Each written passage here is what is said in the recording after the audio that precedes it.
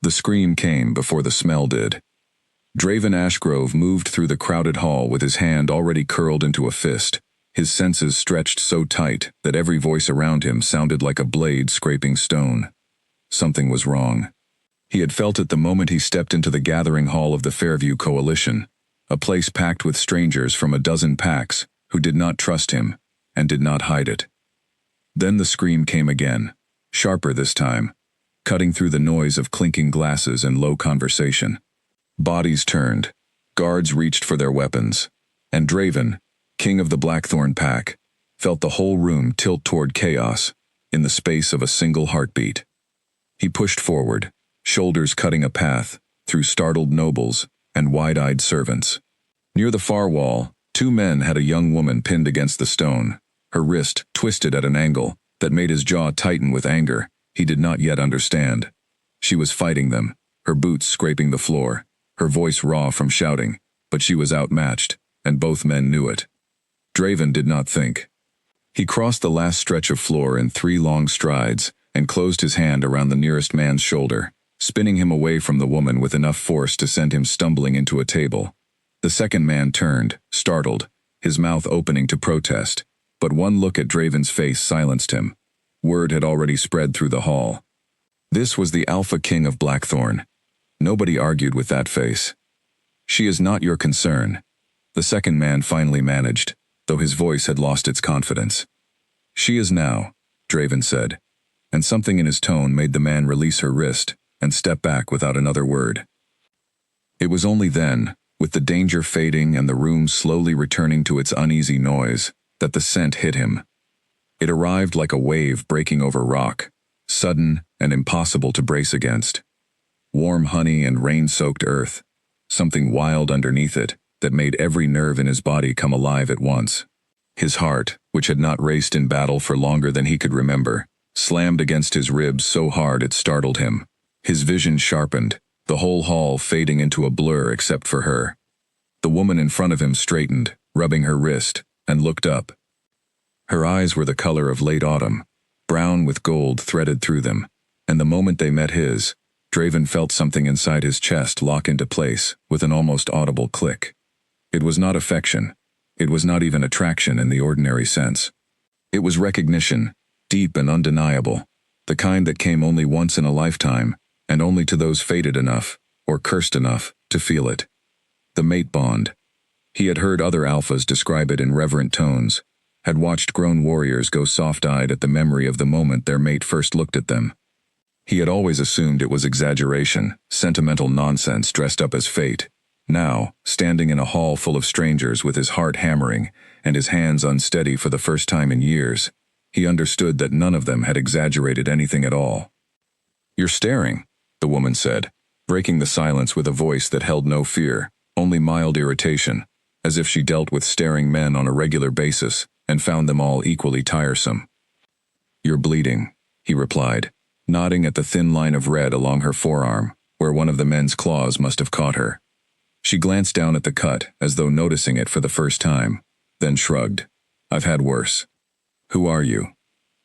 The question came out rougher than he intended, edged with something that felt dangerously close to possessiveness, though he barely knew this woman's name.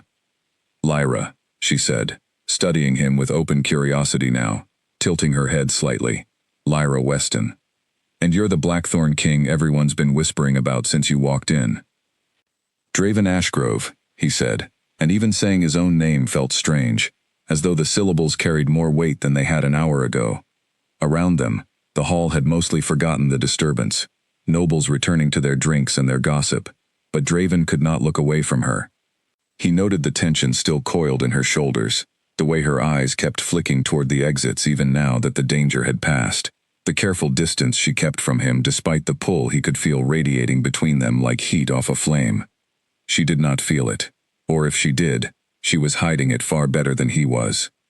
"Thank you," she said finally, some of the wariness in her voice softening, "for stepping in. Most people in this room would have just watched."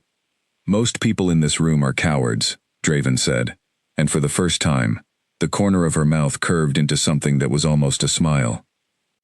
"You shouldn't say things like that so loudly. You're already the least popular man here tonight."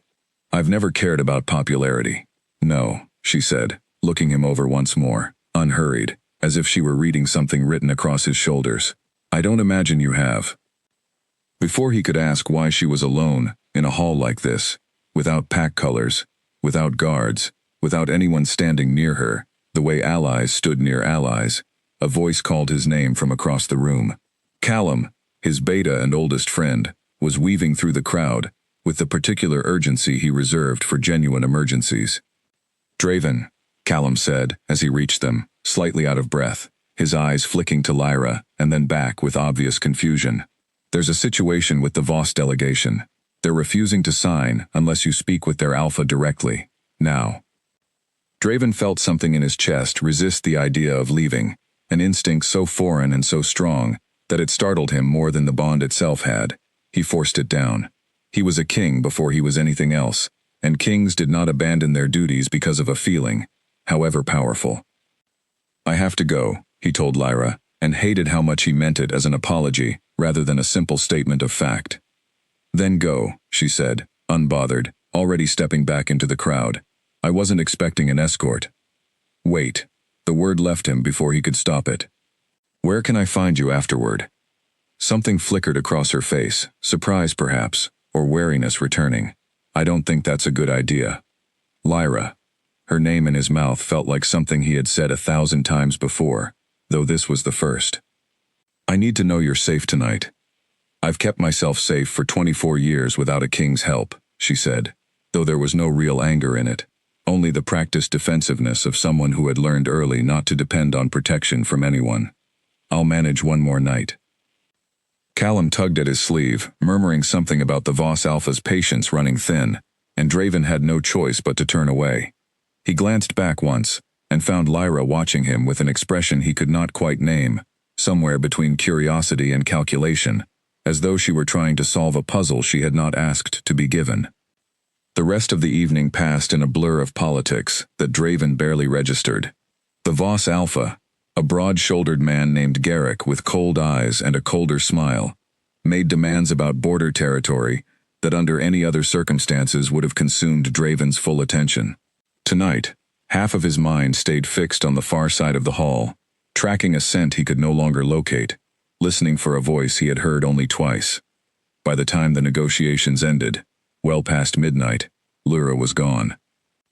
Draven searched the hall with more urgency than he wanted to admit, questioning servants, scanning faces, and finding nothing. Whoever she was, she had vanished into the night as completely as if she had never been there at all, leaving him with nothing but the memory of gold-flecked eyes and a bond humming beneath his skin like a second heartbeat. You're distracted, Callum observed, as they walked to their carriages, the cold night air doing little to clear Draven's head. That's not like you. I'm fine. You keep looking around, like you're expecting someone to appear out of the shadows. Draven did not answer, because there was no good way to explain that the strongest, most inconvenient thing he had ever felt had happened tonight, in the middle of a political gathering, over a woman whose full story he did not know, and whose location he had already lost. He told himself it meant nothing beyond biology. The mate bond was a force of nature, nothing more, a mechanism as old as their kind that existed to ensure strong pairings and stronger pups. It did not require affection. It did not require choice. He could feel the pull toward Lyra Weston and still remain entirely unmoved by whoever she actually was as a person. He told himself this several times over the following days, and each time, it felt slightly less true. It took his trackers 4 days to find her.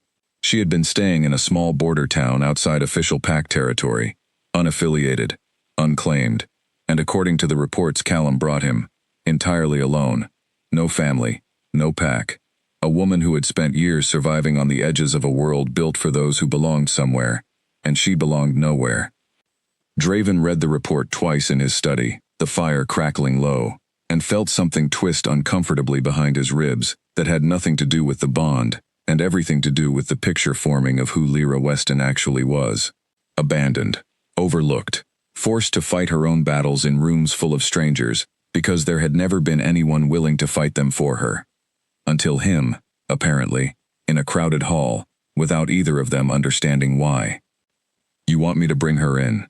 Callum said, not quite a question, watching Draven from across the desk, with the careful patience of a man who had served his king long enough to recognize when something had shifted permanently. I want to see her again, Draven said, which was as close to the truth as he was willing to get out loud. Whether she comes willingly is her choice. And if she refuses? Draven thought of gold-flecked eyes, narrowing at him across a crowded hall, of a voice that held no fear, even while she stood outnumbered and outmatched. He thought of the way she had shrugged off her own injury, as though it were nothing, as though she had long ago stopped expecting anyone to care whether she bled. She won't refuse, he said, though he was not entirely certain, and some small, unfamiliar part of him hoped that if she did, he would respect it anyway. Not once she understands what this is. 2 days later, his carriage rolled into the border town as the sun began to set, painting the narrow streets in shades of orange and gray. Draven stepped down without his usual guard, wanting this meeting to feel like anything other than a summons, and made his way toward the small inn where his trackers had confirmed she was staying. He found her outside, sitting on a low wall with a book open on her knees, her hair loose around her shoulders, in a way that made something in his chest tighten before she had even looked up.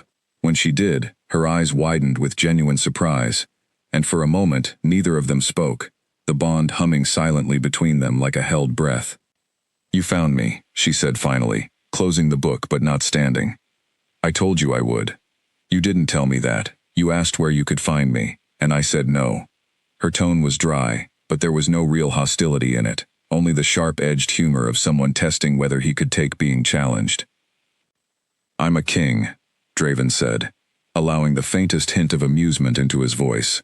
I'm not accustomed to being told no. Then this will be an educational experience for you. Despite everything, despite the seriousness of what he had come to say, Draven felt the corner of his mouth lift. He had not smiled easily in longer than he cared to remember, and here she was, unaffiliated and unafraid, pulling one out of him within the first minute of a real conversation. He sat down on the wall beside her, close enough that the bond settled into something warmer, less like an ache and more like relief. I need to explain something to you, he said, and I need you to hear all of it before you decide what to do with it. That sounds ominous. It isn't meant to be a threat, it's meant to be the truth. He turned to face her fully, and for the first time since the gathering hall, allowed himself to really look at her, at the sharp intelligence behind her eyes, at the wariness she wore like armor, because no one had ever given her a reason to take it off. The moment I saw you, something happened. A bond between us, the kind our kind is born capable of feeling but rarely lucky enough to find. The mate bond, Lyra said quietly, and something in her voice told him this was not new information to her, only unexpected in its arrival. I know what it is. I've just never expected to be on the receiving end of one. Neither did I, Draven admitted, and the honesty of it surprised even him. I never wanted a mate. I built my entire rule around not needing one, around proving that a king could stand alone. And now? He looked at her for a long moment, weighing every possible answer, and settled on the only one that was true. Now I don't know what I am, except certain that I need to understand this, with you, if you'll let me. Lyra studied him in the fading light, her expression unreadable, and the silence stretched long enough that Draven wondered if he had misjudged everything, if she would simply stand up and disappear into the town the way she had disappeared from the hall. Instead, she said, I'm not agreeing to anything permanent. I don't know you. I don't trust easily, and I have very good reasons not to.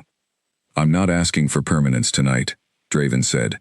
I'm asking for a chance to understand what this is, together, without either of us pretending it isn't happening. For a moment, something vulnerable flickered across her face, quickly hidden, but not quickly enough. Fair enough, she said finally. One chance. It was not a promise of anything more than caution, but as the bond settled warm and steady between them, Draven felt, for the first time in years, something close to hope. He did not yet know that this quiet border town evening was only the beginning of a story that would test everything he believed about duty, about weakness, and about the difference between fate choosing a mate and a man choosing to love one. But the feeling settling in his chest, unfamiliar and unwelcome as he told himself it was, had already begun to prove him wrong. The gates of Blackthorn rose out of the mist like something carved from the mountain itself, dark stone walls stretching higher than any building Lyra had seen in her life. She sat stiffly beside Draven in the carriage, watching the fortress grow larger through the window, and tried not to let him see how her hands had curled into fists in her lap. "You don't have to be afraid," Draven said quietly, following her gaze. "I'm not afraid," Lyra said too quickly. "I'm cautious. There's a difference." Cautious of what, exactly?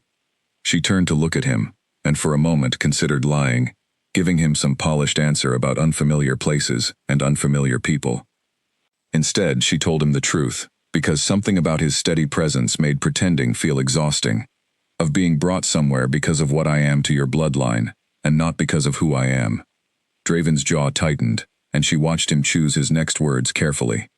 "I won't pretend the bond isn't part of why you're here. It would be a lie, and you deserve better than that. But I didn't come to find you because my body demanded a mate. I came because I wanted to know you."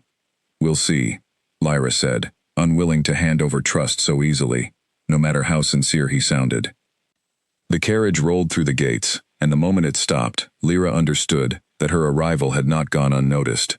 Dozens of pack members lined the courtyard, their eyes tracking her with open curiosity, some of it kind, and much of it not.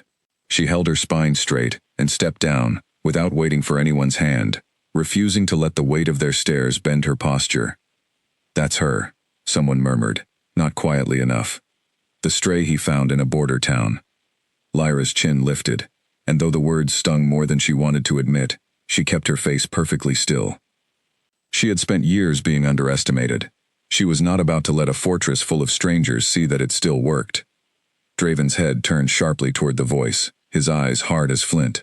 "Careful," he said, low and dangerous, to no one in particular, and everyone at once. "The next person who insults my guest will answer to me personally." The murmuring stopped instantly, and Lyra felt something complicated tighten in her chest. Gratitude mixed with the familiar discomfort of being defended by someone who had known her for less than a week. "You didn't need to do that," she said, as he led her toward the main hall. "Yes, I did," Draven said simply. "I won't stand in a courtyard and watch people disrespect you. Whatever else is uncertain between us, that isn't." Inside, the fortress was as imposing as its exterior. All high ceilings and cold stone, softened by tapestries and firelight. Lyra was given rooms far grander than anything she had ever slept in, a fact that unsettled her more than it impressed her. Grand rooms came with expectations, and she had learned long ago that expectations were rarely free. That evening, she was summoned to dine with Draven and several of his senior pack members, an experience that felt less like a meal and more like an interrogation, dressed up in polite conversation. A beta named Roland, broad-shouldered and openly skeptical, spent most of the meal directing pointed questions her way. "So you have no pack," Roland said, swirling wine in his glass with deliberate casualness. "No lineage anyone's heard of, and yet the king brought you here as though you were already Luna." "I was brought here because of a bond neither of us chose," Lyra said evenly, refusing to let him see how the words landed. "I'm not claiming any title I haven't earned." "Interesting, considering half the pack is already calling you that." "Then half the pack is getting ahead of itself," Lyra replied, and across the table, she caught the faint curve of Draven's mouth, an expression that looked almost like approval. "Roland," Draven said, his tone carrying a warning even through its calm, "you forget yourself." "I'm simply asking the questions everyone else is thinking, my king." "Then let everyone else learn from my answer," Draven said, setting down his glass with deliberate precision. "Lyra is under my protection. Anyone who forgets that will find themselves explaining it to me directly." The table fell silent, and Roland, wisely, did not push further, though Lyra could feel his skepticism lingering in the air long after the subject changed. She appreciated Draven's defense, even as some stubborn part of her wished she did not need it, wished the pack could see her worth, without a king's warning attached to it. Later that night, unable to sleep in the unfamiliar grandeur of her new rooms, Lyra wandered the fortress halls, until she found herself in a training yard lit by torchlight, empty except for the ring of practice weapons hung along one wall. She picked up a wooden blade, testing its weight, and had begun running through familiar drills when a voice behind her made her freeze. "You fight," Draven said, leaning against the doorway with his arms crossed, watching her with an expression she could not quite read. Badly, Lyra admitted, lowering the blade, but well enough to survive most situations I've found myself in. Show me. She hesitated, unused to being watched this closely, but something in his steady gaze made her lift the blade again instead of setting it down. Draven crossed the yard and picked up a second practice weapon, rolling his shoulders in a way that suggested this was not the first time he had taught someone to fight. Your stance is too narrow, he said, circling her slowly. You're bracing for a hit instead of preparing to give one. Forgive me for learning to fight in alleyways instead of royal training yards. I'm not criticizing you, Draven said, and something in his voice softened. I'm offering to help. There's a difference. For the next hour, he corrected her footwork, adjusted her grip, showed her how to turn her opponent's strength against them, instead of only absorbing blows. Lyra found herself relaxing, despite her instincts, drawn in by his patience, by the careful way he explained, rather than commanded.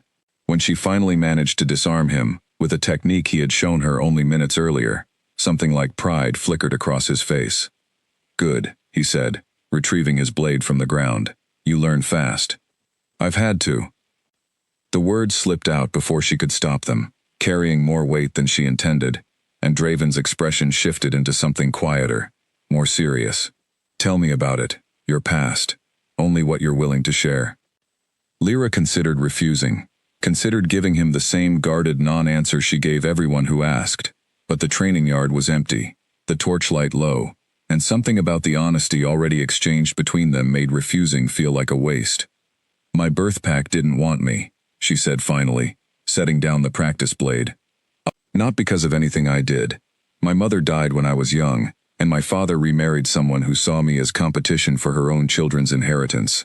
By the time I was 16, I understood I would never truly belong there, so I left before they could force me out. Alone, Draven said quietly.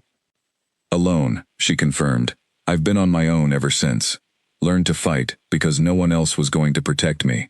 Learned not to trust easily because trust has a way of being used against you. She looked at him directly then, testing whether the honesty would frighten him off.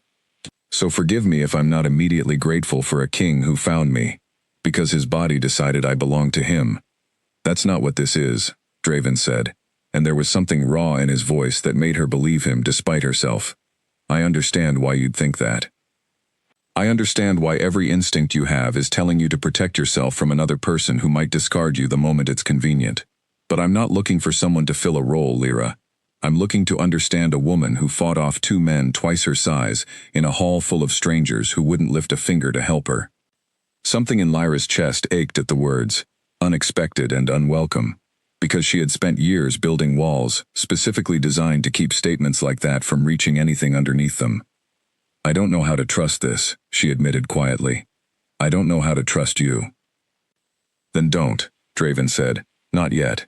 Just let me earn it, one day at a time, and if I fail, you'll have every right to walk away. They stood in the torchlight a moment longer, the bond humming quietly between them, neither of them moving to close the remaining distance. Lyra was not ready for that yet, and to his credit, Draven did not push. When she finally said goodnight and walked back toward her rooms, she found herself glancing back once, and caught him still watching her from the training yard, his expression unreadable in the dim light.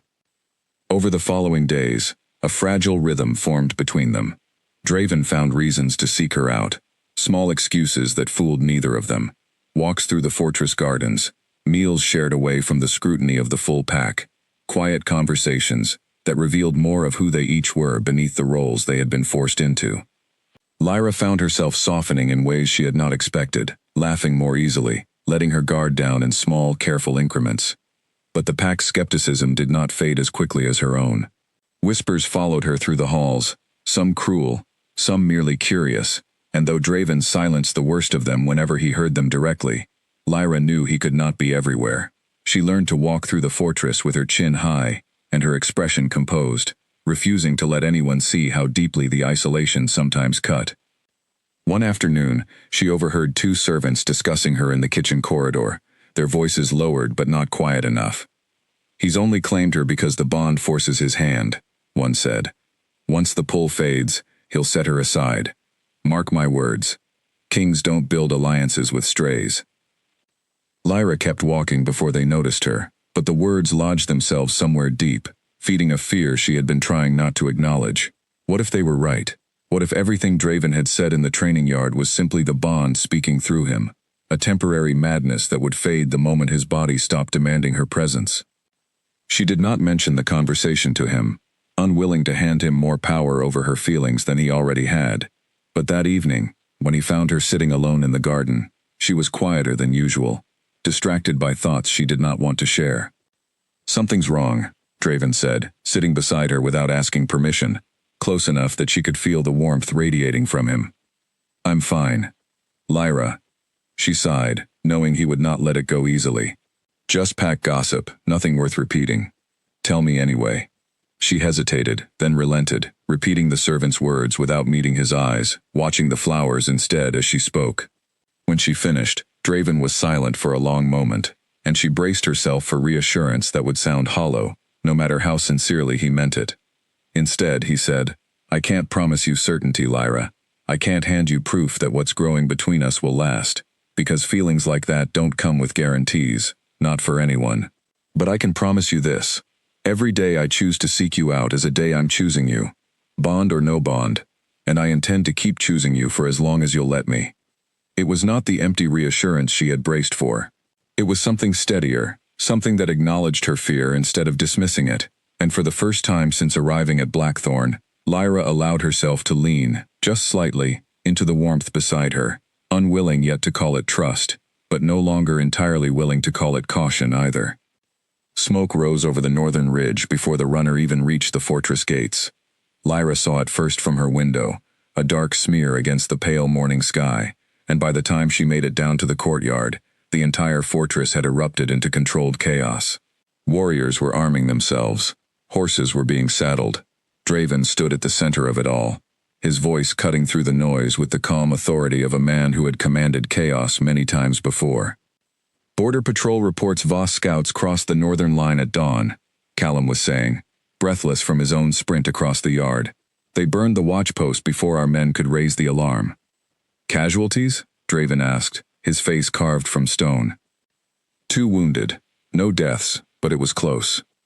Draven's eyes swept the yard until they found Lyra standing near the entrance, and something in his expression shifted, hardened further, as though her presence added a new weight to an already heavy morning.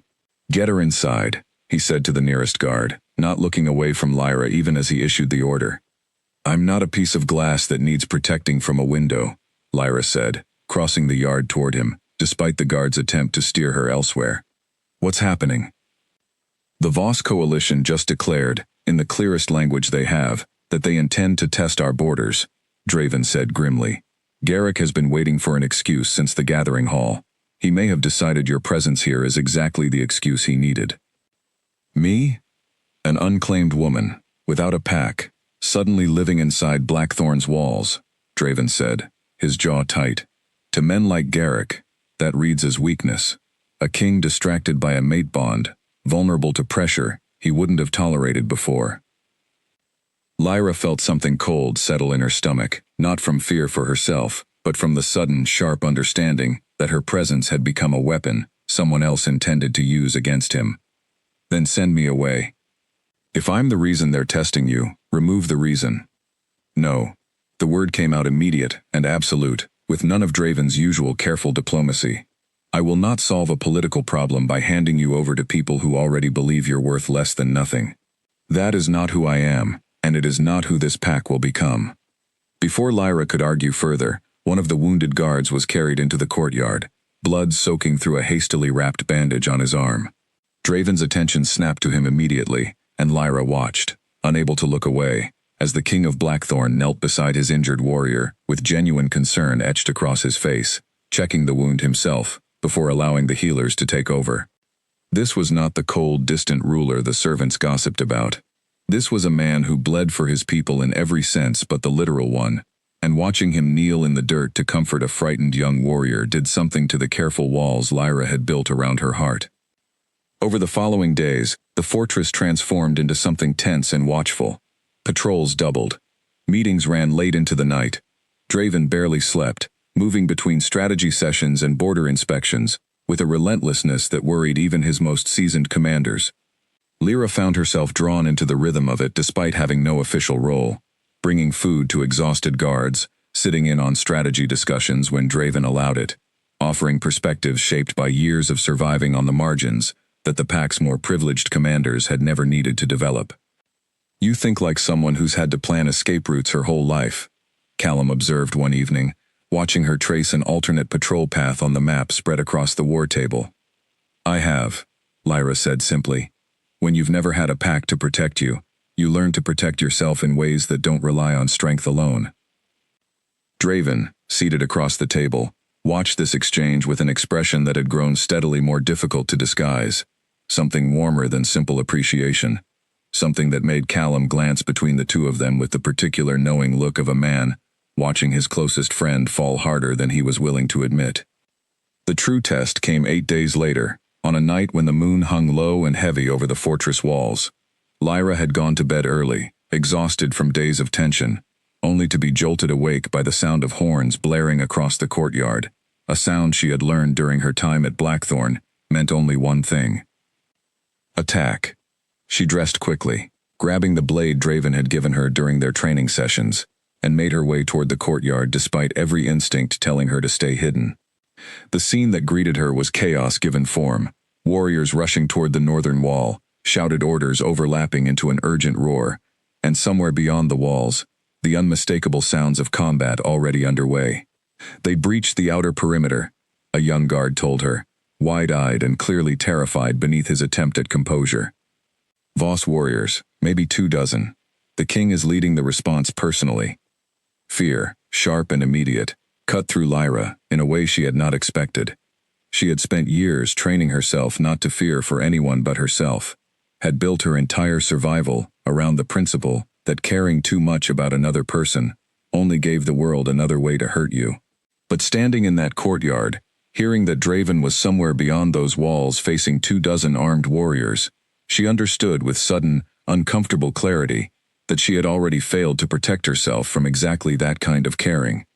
She did not think before moving toward the gate. A guard caught her arm, pulling her back, with an apologetic but firm grip. "The king ordered everyone inside the walls, my lady. I can't let you through." "Then let me help from here," Lyra said, forcing her voice steady, despite the fear coursing through her. "Wounded will need tending. Where are your healers stationed?" For the next several hours, Lyra worked alongside the fortress healers, tearing bandages, fetching supplies, holding steady hands over wounds, while warriors gritted their teeth against pain. It was grim, exhausting work, and with every new casualty brought through the gates, her fear for Draven sharpened rather than dulled.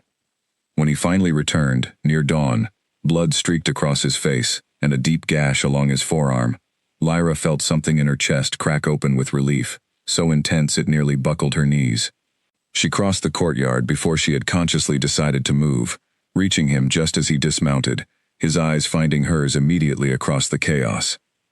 "You're hurt," she said, her hands hovering near the wound on his arm, uncertain whether she had the right to touch him so openly in front of his entire pack. "It's minor," Draven said, though the exhaustion in his voice suggested otherwise. "We drove them back. The border holds, for now. Let me look at it." She did not wait for permission this time, gently taking his arm to examine the wound, with the careful efficiency she had learned over the past hours. Around them, pack members watched the exchange with open curiosity, but for the first time since arriving at Blackthorn, Lyra found she did not care what they thought. "You should be resting," Draven said, watching her work with an expression that had softened, despite the pain evident in his features. "Not tending wounds after a night like this. You should have thought of that before leading a charge against 24 armed warriors," Lyra shot back, though her hands remained gentle, even as her voice carried an edge of frustration born from fear. She was only now allowing herself to fully feel. "I was terrified, Draven, sitting in that courtyard, hearing you were out there, not knowing if you'd come back." The admission hung in the air between them, more honest than anything she had allowed herself to say since arriving at the fortress. Draven's uninjured hand came up to gently cup her jaw, tilting her face toward his, with a tenderness that felt entirely at odds with the blood and chaos surrounding them. "I came back," he said quietly. I will always come back, Lyra. Do you understand that? Whatever this is between us, whatever it becomes, I need you to know that I will fight for it, for you, with everything I have. Something in Lyra's carefully guarded heart shifted at those words, a crack widening into something she was no longer certain she could seal shut again. She did not answer with words, unable to find any that felt adequate, but she leaned into his touch for a moment longer than caution would have allowed, and for the first time, did not pull away. In the days that followed the attack, the fortress buzzed with a different kind of energy, gratitude mixed with lingering fear, but also something that had not been present before, a grudging respect for the woman who had spent the entire crisis working alongside the healers, rather than hiding in her rooms as everyone had expected. Roland, of all people, approached her in the corridor 2 days later, his usual skepticism tempered by something that looked almost like acknowledgement. You stayed to help the wounded, he said. Not quite an apology, but close enough to one that Lyra recognized it for what it was. I wasn't going to sit safely inside while people bled, because they were defending a home I've been given shelter in, Lyra said. Roland studied her for a long moment, then nodded once, a gesture that meant more than any words could have. Perhaps I misjudged you. Perhaps, Lyra agreed, allowing herself the smallest smile. Or, perhaps you simply hadn't seen enough yet to judge correctly. That evening, Draven found her on the fortress walls, watching the sunset paint the northern ridge in soft gold, the same ridge that had carried smoke into the sky only days before. He came to stand beside her without a word, close enough that their shoulders nearly touched, and for a long while, they simply watched the light fade together in comfortable silence. Garrick will try again, Draven said eventually, breaking the quiet. This wasn't a final test. It was a first one. I know, Lyra said. And when he does, I want to help defend this place properly, not just tend wounds after the fact. Teach me more than what we've covered in the training yard. Teach me to fight the way your warriors fight. Draven turned to look at her, something complicated crossing his face, pride and worry tangled together. You want to stand on that wall with a blade in your hand. I want to protect the people who've started to matter to me, Lyra said, and the words came out more honest than she intended, admitting something she had not yet said aloud even to herself. This place, these people, you. The last word hung between them, quiet but unmistakable, and Draven's hand found hers on the stone wall, threading their fingers together with a gentleness that contrasted sharply with the battle still fresh in both their memories. Then I'll teach you everything I know, he said softly. Because I intend to keep choosing this, Lyra. Keep choosing you, for as long as you'll have me. Below them, the fortress settled into the quiet rhythms of recovery. Warriors tending wounds, families reuniting after a night of fear, the slow business of healing already underway. And on the wall above it all, two people who had begun as strangers bound by fate found themselves, for the first time, choosing each other freely, with no bond required to explain why. The letter arrived sealed in black wax, and the moment Draven broke it open in his study, his face drained of color. What is it? Callum asked, watching his king read the short message twice before setting it down with visibly unsteady hands. Garrick, Draven said, his voice tight. He's requesting a formal meeting under truce terms, claiming he wants to discuss a peaceful resolution to the border dispute. But he's specifically named Lyra as a required attendee. That's a trap, Callum said flatly. He has no interest in peace. He wants her within reach, unclaimed as she legally still is, to pressure you into concessions you'd never otherwise make. Draven's hands curled into fists against the desk. I know exactly what he wants. The question is, what I'm willing to risk to keep her out of his hands. When Lyra learned of the summons that evening, she found Draven standing alone on the fortress walls again, staring out at the darkening horizon, with an intensity that told her he had been wrestling with the decision for hours. You're going to refuse, she said, joining him at the wall's edge. I don't know what I'm going to do, Draven admitted, and the honesty of the confession surprised her, given how rarely she had seen him uncertain about anything. If I refuse, Garrick will claim I'm hiding something, weakness or guilt, and use it to justify further aggression. If I attend and bring you, I hand him exactly the leverage he's hoping for. Then let me decide, Lyra said quietly. It's my safety being weighed here. I should have a voice in how it's risked. Draven turned to face her fully, something raw and unguarded in his expression that she had not seen before, not even during the chaos of the attack weeks earlier. I know I should let you decide. I know that treating you as capable of making your own choices is exactly what I promised when I brought you here. But Lyra, the thought of you standing in a room with that man, within reach of people who would use you against everything you've started to mean to me, makes me want to lock every gate in this fortress and never let you leave it. The admission hung between them, more vulnerable than anything he had said since the training yard weeks ago, and Lyra felt something in her chest respond to it with an intensity that startled her.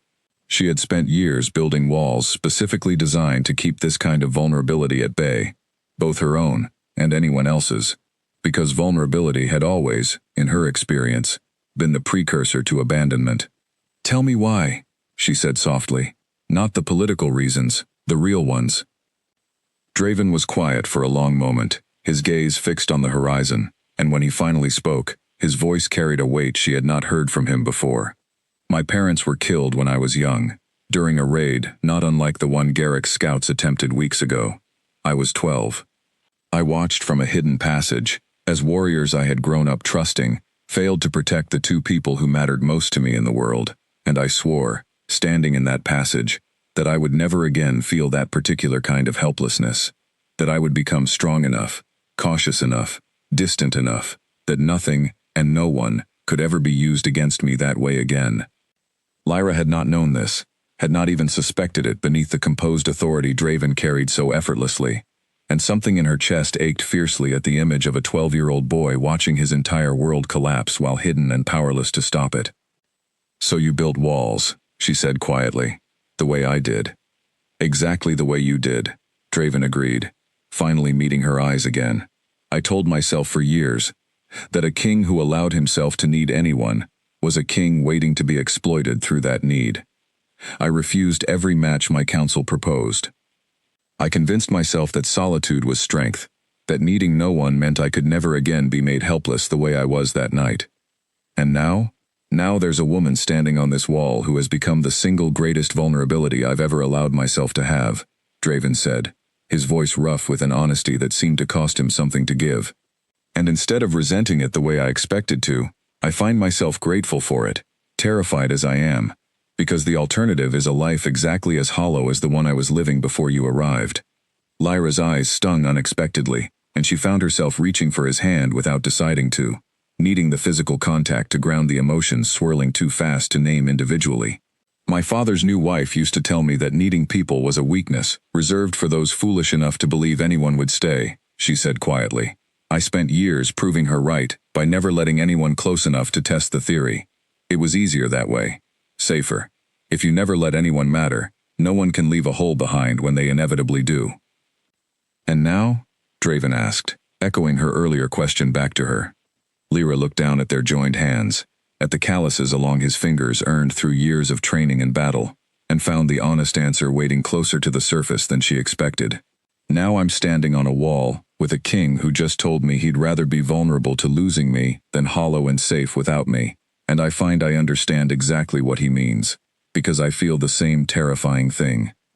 The confession settled between them like something fragile and precious, and for a long moment, neither spoke, allowing the weight of mutual honesty to exist without the need to immediately resolve it into something more definite. Eventually, Draven broke the silence, his voice steadier now, though no less serious. I won't send you into a room with Garrick as leverage, he said, but I also won't hide you away, as though you're something to be protected, rather than someone capable of choosing your own risks. If you want to attend, understand fully what you're walking into.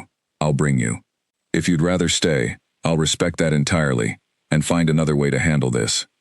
Lyra considered the offer, weighing fear against the stubborn part of her that refused to be sidelined from decisions that affected her own safety. I want to attend, she said finally.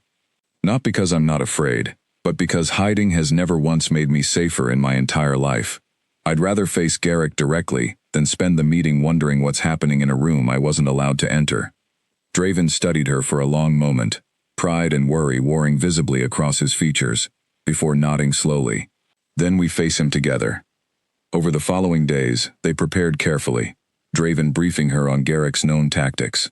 on the specific ways he had seen rival alphas twist truce meetings into traps, on the exact phrases and postures that would signal genuine danger versus mere posturing.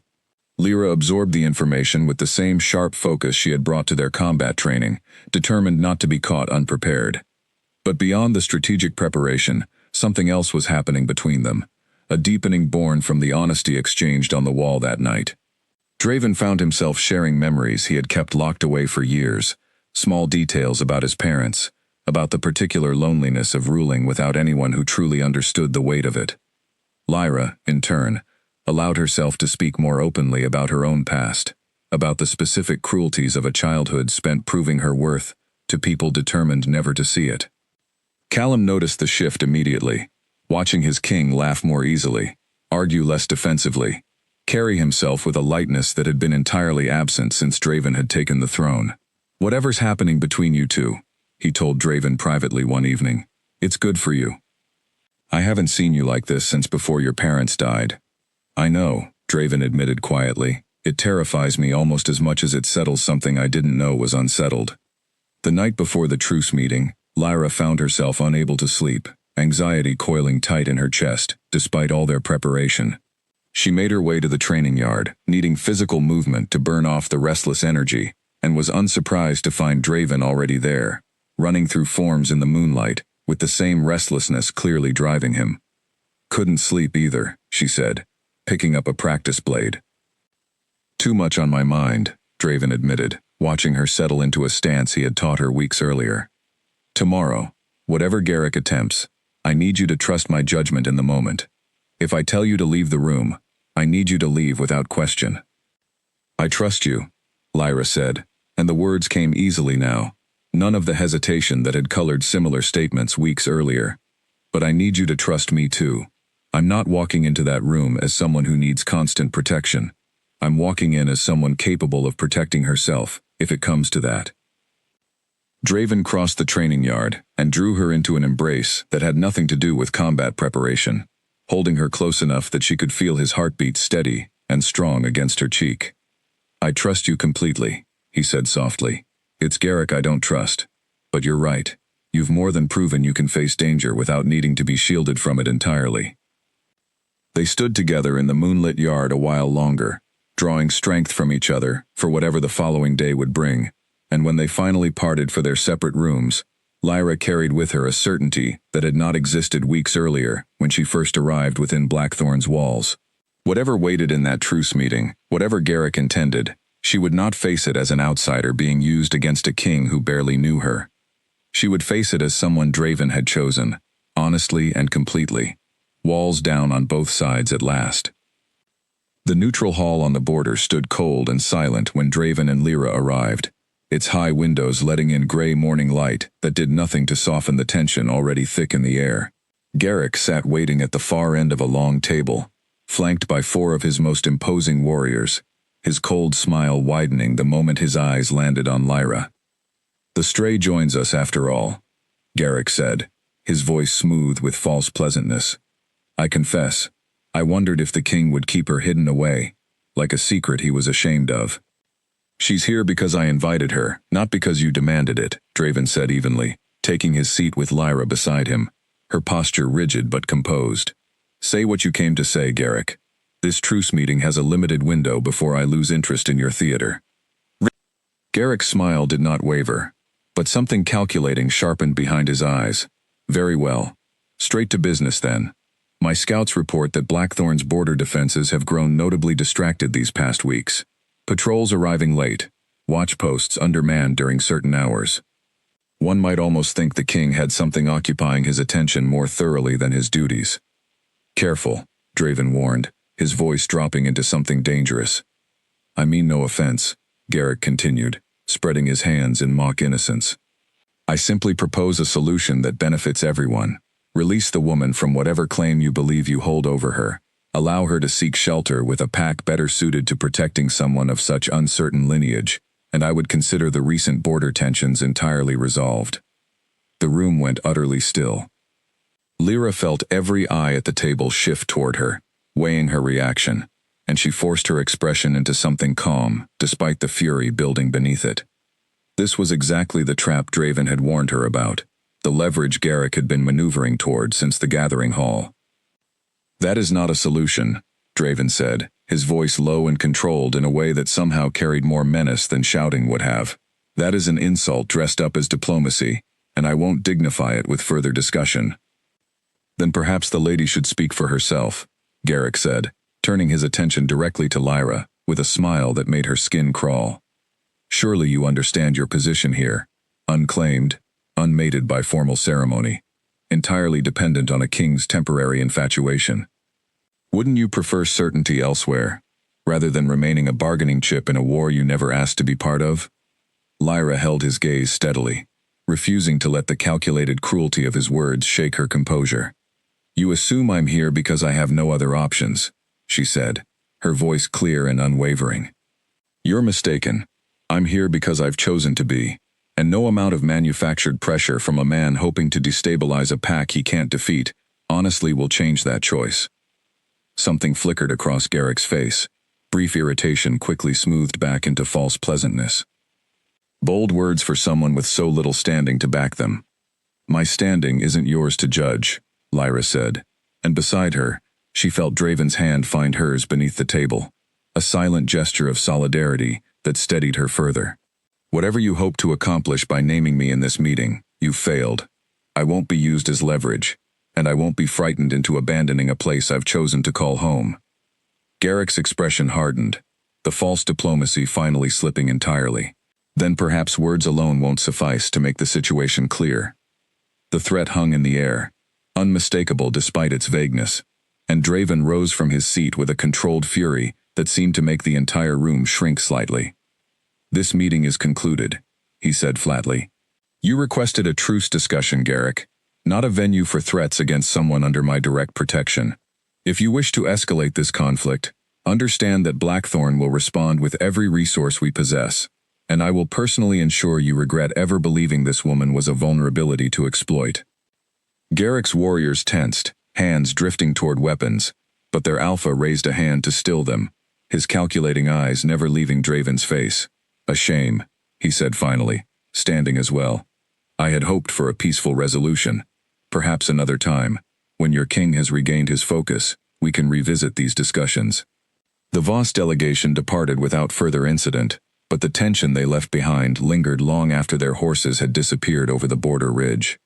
Draven stood at the window of the neutral hall, watching them go, his jaw tight with barely contained anger. "He'll try something else," Draven said quietly. "That was never truly about negotiation. It was reconnaissance, testing exactly how far he could push before I reacted." "And now he knows," Lyra said, coming to stand beside him. "He knows exactly what pushes you the hardest." Draven turned to look at her, something complicated in his expression. "He knows you matter to me, which means he'll target you more directly next time, not just through political pressure." The ride back to Blackthorn was tense and mostly silent, both of them processing the confrontation in their own ways. But once they arrived, safely within the fortress walls, Draven's demeanor shifted into something Lyra had not expected. He grew distant, formal, retreating into the careful composure she had not seen from him since her first days at the fortress. She noticed it more sharply over the following days. Draven, who had sought her out constantly since their honest conversation on the wall, suddenly found reasons to be occupied elsewhere. Meetings ran longer than necessary. Training sessions were cancelled without much explanation. When they did cross paths, he was polite, even warm in a controlled way, but the easy vulnerability of recent weeks had vanished, replaced by something guarded.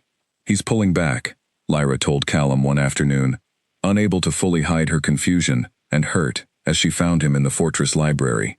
"After everything, after what he told me on the wall, he's suddenly acting like a stranger again." Callum sighed, setting down the report he had been reviewing. "He's scared," he said simply. "I've known Draven since we were boys, and I've watched him convince himself for years that needing no one made him strong. What happened in that meeting with Garrick, seeing exactly how much you matter to him, used as a weapon against him, terrified him more than any physical threat ever could. So his solution is to pretend he doesn't feel what he clearly feels? His solution is to tell himself it's only the bond," Callum said, not unkindly. I overheard him this morning, insisting to one of the healers that his behavior around you is simply the natural instinct of the mate bond asserting itself, nothing more. He's trying to convince himself that if it's only biology, it can't truly be used against him the way real feelings could. Lyra absorbed this information with a complicated mixture of frustration and understanding. She recognized the defense mechanism intimately, having spent years building nearly identical walls around her own heart, but recognizing it did not make the sudden distance sting any less. That evening, she found Draven alone in his study, staring at maps of the border territory without appearing to actually see them. She knocked lightly on the open door, and he looked up, his expression carefully neutral, in a way that felt like a wall, specifically constructed to keep her out. "We need to talk," Lyra said, stepping inside without waiting for invitation. "I'm quite busy, Lyra." "You're staring at a map you're not actually reading," she countered, crossing the room to stand directly in front of his desk. "Callum told me what you said to the healer this morning, about the bond being nothing more than biology." Draven's jaw tightened, and for a moment, she saw something vulnerable flash across his face before it smoothed back into careful control. "It's an accurate assessment. The bond creates a powerful instinct to protect one's mate. What happened in that meeting simply confirmed the instinct's strength." "That's not what you told me on the wall," Lyra said, refusing to let him retreat into that comfortable lie. "You told me I'd become the single greatest vulnerability you'd ever allowed yourself to have, and that you were grateful for it despite the terror. That wasn't biology speaking, Draven. That was you, being honest with me for the first time in your entire life, and I won't let you take it back just because Garrick frightened you into thinking honesty is dangerous." "You don't understand," Draven said, his composure finally cracking, frustration and fear bleeding into his voice. "Garrick looked at you today and saw exactly what he needed to see, to destroy everything I've built. Not a political rival to negotiate with. A weakness, a single point of failure he can exploit whenever he chooses. If I let myself believe this is more than the bond, if I let myself truly love you, I hand him a weapon, far more dangerous than anything he's used against me before." "So instead you'll hide behind the bond," Lyra said quietly, hurt threading through her voice, despite her attempt to keep it steady. "You'll tell yourself it's only instinct, only biology, because loving me honestly feels too dangerous to survive." Draven did not answer immediately, and his silence felt like confirmation enough. Lyra felt something in her chest crack, not from anger, but from the painful familiarity of watching someone retreat from vulnerability exactly the way she herself had done for years before arriving at Blackthorn. "I understand fear," she said finally, softer now. "I understand better than almost anyone why building walls feels safer than tearing them down. But Draven, you told me that hollow safety wasn't worth the cost of losing what we've found together. Did you mean that, or was that only the bond speaking too?" She left without waiting for an answer, unwilling to stand in that study and watch him struggle to find words that clearly were not coming easily. But as she walked away, she caught, just barely, the sound of something heavy striking his desk. Frustration, or self-recrimination, expressed the only way he seemed to allow himself. The following days passed in careful distance between them, both wounded in ways neither quite knew how to address. Lyra threw herself into training with the pack warriors, refusing to let the ache in her chest slow her progress. Draven buried himself in border strategy, preparing defenses against whatever Garrick intended next, using duty as a shield against feelings he had convinced himself were too dangerous to claim. But even in denial, small moments betrayed him.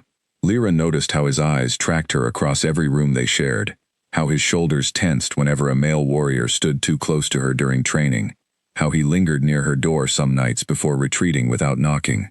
The bond had not weakened. If anything, the forced distance seemed to make it ache more sharply, a truth Draven appeared determined to ignore, no matter how loudly his own instincts argued against him. It would take a far greater crisis than a truce meeting gone wrong to finally break through the walls he had rebuilt so carefully, and neither of them yet knew how close that crisis truly was. Glass shattered against the stone floor, before anyone in the hall understood why. Draven's hand had closed around the goblet so hard it cracked, sending wine and shards scattering across the banquet table, and every head in the room turned toward him in startled silence. Across the hall, a visiting alpha named Edric Thorne, tall and easy-smiled, had been leaning close to Lyra for the better part of an hour. laughing at something she'd said, his hand resting a fraction too long against her arm as he refilled her glass. "My king?" a servant asked cautiously, rushing forward to clean the mess. "I'm fine," Draven said tightly, though his eyes remained fixed on Edric's hand, still lingering near Lyra's arm, as though he had not noticed the disturbance at all. Lyra glanced over at the sound, catching Draven's expression before he could smooth it into something neutral, and something in her chest tightened uncomfortably at the sight. 2 weeks of careful distance had passed since their confrontation in his study, 2 weeks of polite formality that fooled no one who watched them closely, and now here he was, visibly unraveling over a diplomatic dinner because another alpha had dared to be friendly with her. "If you'll excuse me," she said to Edric, rising from her seat with practiced grace, despite the tension crackling through the hall. She made her way toward Draven, who had risen as well, his expression carefully composed once more, though his eyes still carried a hardness that had not been there before Edric arrived. "A word," she said quietly, and led him toward the hall's side entrance, away from curious eyes and straining ears. Once they were alone in the corridor, torchlight flickering against stone walls, Lyra turned to face him with her arms crossed. "You broke a goblet because Edric was being polite." "He was being more than polite," Draven said, his jaw tight. "His hand stayed on your arm far longer than courtesy required. And if it did, that's my concern to address, not yours to react to by shattering glassware in front of a visiting delegation," Lyra said, though something in her tone had softened despite her frustration, because the raw jealousy in his expression told her something she suspected he had not intended to reveal. "You're right," Draven said, running a hand through his hair, some of his composure finally cracking. "I have no right to react that way. We're barely speaking beyond diplomatic necessity these past weeks. I have no claim on your attention, no right to feel what I felt watching him touch you." "Then why did you feel it?" Lyra asked, stepping closer, refusing to let him retreat into distance again. "If this is only the bond, biology asserting itself the way you insisted to that healer, why does watching another man be friendly with me make you look like you want to tear the hall apart?" Draven's eyes closed briefly, as though gathering strength for something difficult, and when he opened them again, the careful composure had entirely dissolved. "Because it isn't only the bond," he said, the admission clearly costing him something significant. "I've spent 2 weeks telling myself it is, telling everyone who'll listen that this is simply instinct, and every single day, it becomes a more obvious lie. Watching him near you tonight, I wasn't feeling a biological instinct to protect a mate. I was feeling something far more specific and far more terrifying. Jealousy, possessiveness, that has nothing to do with fate and everything to do with the fact that I've fallen for you, Lyra, completely and entirely, in a way that has nothing to do with any bond at all." The confession hung in the torchlit corridor, more raw and unguarded than anything he had said since the wall weeks earlier, and Lyra felt her carefully maintained anger dissolve into something far more vulnerable. "Then why the distance?" she asked softly. "Why pull away from me the moment you realized how much I mattered?" "Because Garrick showed me exactly how dangerous that truth is," Draven admitted, his voice rough. "If I love you, truly love you, beyond any bond or instinct, then losing you becomes a wound that could break me entirely, not simply a biological inconvenience I could theoretically recover from. I convinced myself that keeping distance, framing this as bond alone, would protect me from that kind of devastating loss." "And has it?" Lyra asked. "Has the distance protected you at all?" Draven's laugh came out humorless and tired. "No, it's made everything worse. I haven't slept properly in 2 weeks. I find excuses to walk past your rooms at night just to know you're safe, and then retreat before you can catch me doing it.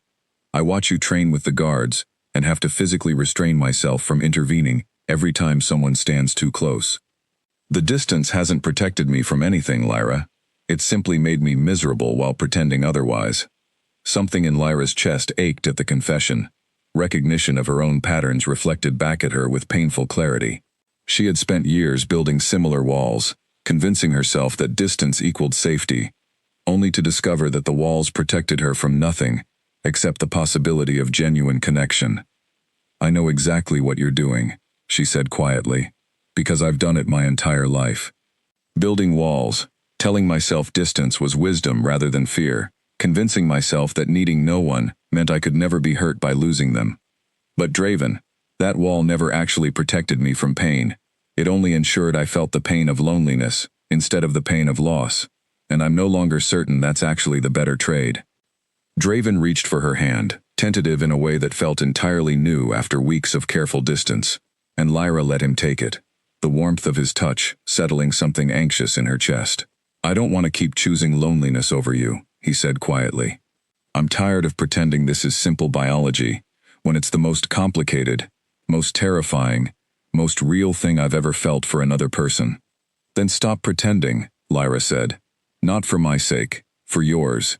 You deserve to stop hiding from something this genuine, whatever risks come attached to it.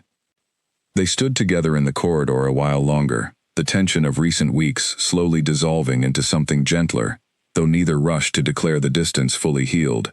Trust, once wounded, required more than a single honest conversation to fully repair, and both of them understood that beneath the relief of reconnection.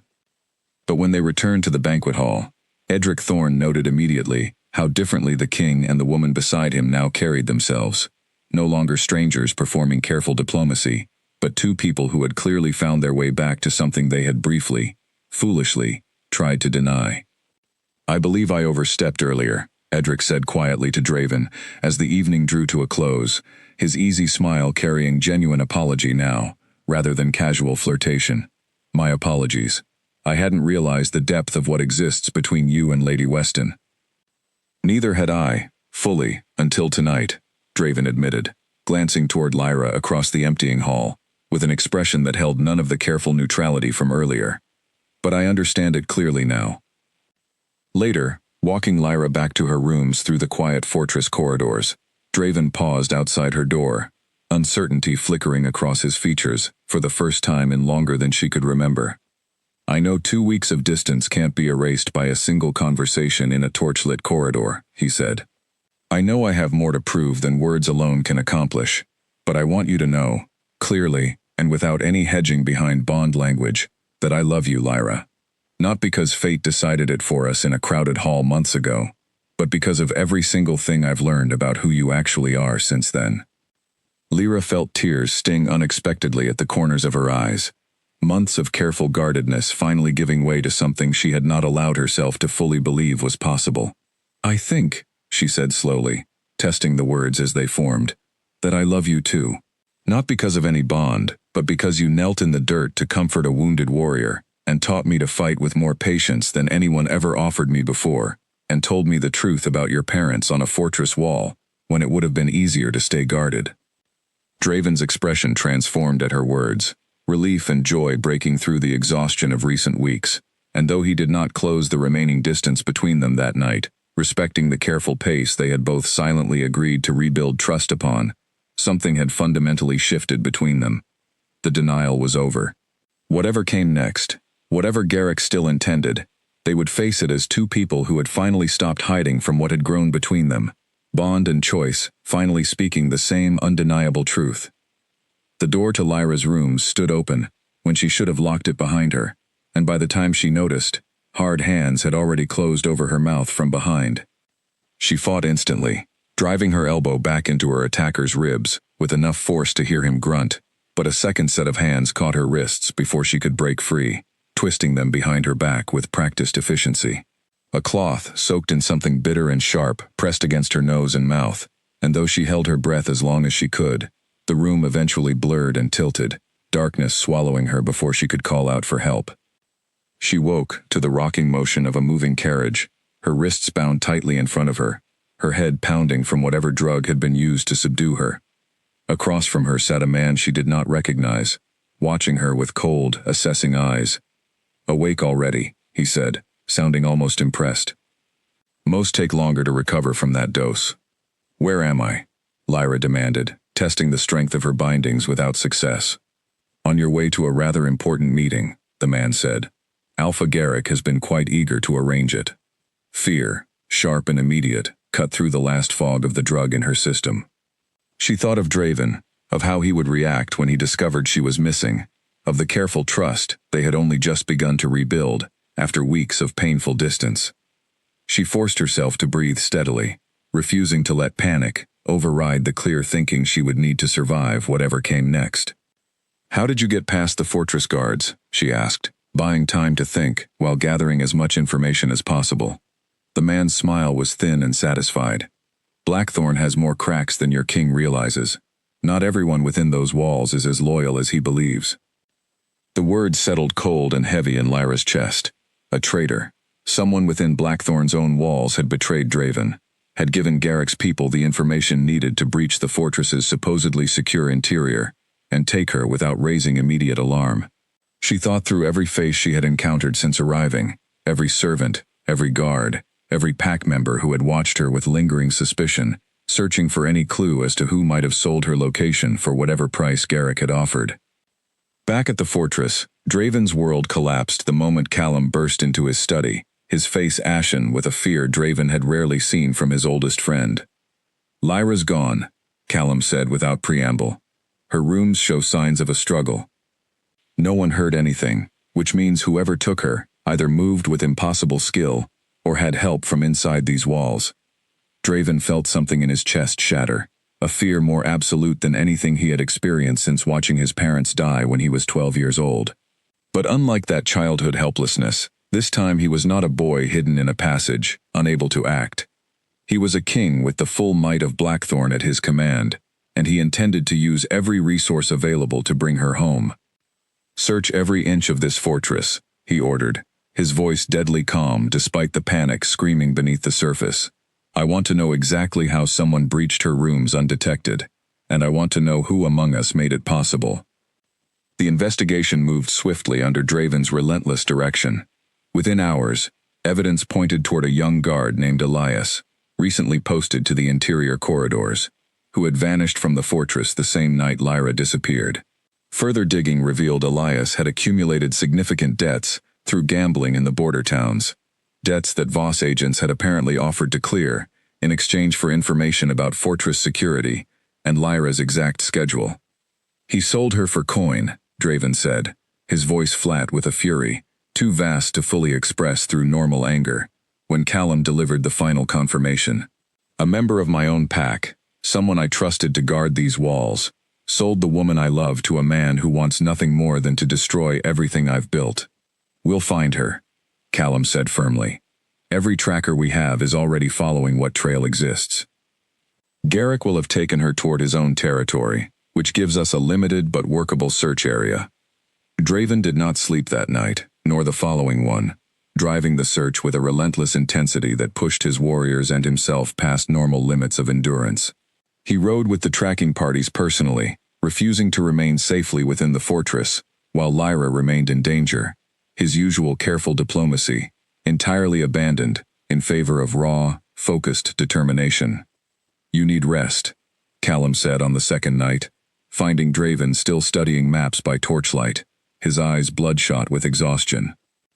"I'll rest when she's safe," Draven said, not looking up from the map. "Not before." "Draven." Callum's voice carried a gentleness rarely used between them, born of years of friendship rather than formal duty. "I've never seen you like this. Not even after your parents died." Draven's hands finally stilled against the map, and when he looked up, something raw and unguarded showed through his exhaustion. "I lost my parents to circumstances I couldn't control, Callum. I was a child, powerless to change anything about that night. But this, Lyra being taken because of a betrayal within my own walls, because Garrick correctly identified her as my greatest weakness and my greatest strength simultaneously, this I can act on. I will not sit safely behind these walls while she suffers because of who she is to me. If I lose her, I lose everything that's made these past months feel like more than simply ruling. I lose the first genuine happiness I've allowed myself since I was 12 years old, and I refuse to accept that loss without exhausting every possible effort to prevent it." The admission, raw and complete, settled something in Callum's expression, understanding finally fully dawning for how deeply his friend had fallen. "Then let's find her," he said simply. "Together." Meanwhile, at the Voss stronghold, Lyra had been placed in a heavily guarded chamber, her wrists still bound, though her captors had at least removed the drugging cloth once they arrived. Garrick himself visited her on the second day, his cold smile carrying satisfaction that made her skin crawl. "Comfortable?" he asked, settling into a chair across from where she sat. deliberately positioned just beyond her reach, even bound as she was. "What exactly do you hope to accomplish with this?" Lyra asked, refusing to give him the satisfaction of visible fear, despite the very real terror coiling in her chest. "Leverage," Garrick said simply. "Your king has spent weeks demonstrating exactly how much you matter to him. Now, I intend to use that knowledge to secure concessions I've wanted for years. Territory, resources, formal recognition of authority he's never been willing to grant. He'll trade all of it for your safe return, I have no doubt." "You're assuming he won't simply come and take me back by force," Lyra said, though privately she feared exactly that outcome. Feared Draven riding directly into whatever trap Garrick had prepared for him. A trap far more dangerous than the truce meeting had been.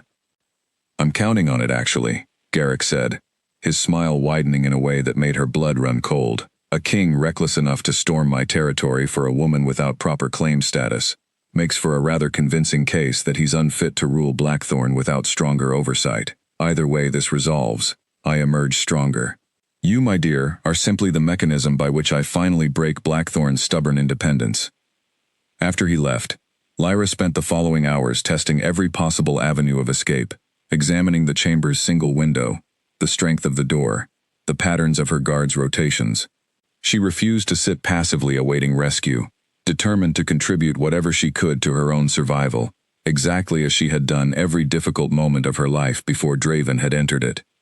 On the 4th day of her captivity, she managed to work one wrist partially free from its binding, during a moment when her guard's attention wandered, and though she quickly retied it to avoid suspicion, the small victory reminded her that she was not entirely helpless, whatever Garrick believed about her value as mere leverage.